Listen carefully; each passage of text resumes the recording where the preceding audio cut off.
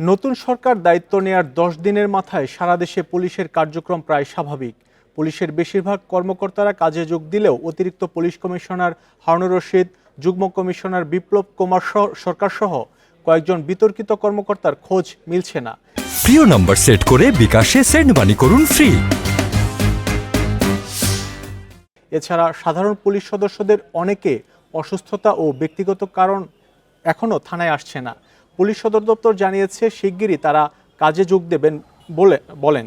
সদর দপ্তরের কর্মকর্তারা ইন্ডিপেন্ডেন্ট টেলিভিশনকে জানান, এখন পর্যন্ত কতজন পুলিশ সদস্য কাজে যোগদান করেননি সেটি নির্ণয় করার চেষ্টা করা হচ্ছে।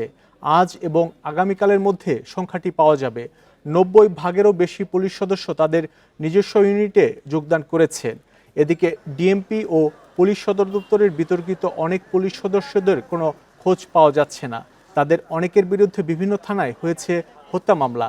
তাদের কাজে যোগদান করবে কিনা সেটিও কেউ নিশ্চিত করতে পারছে না।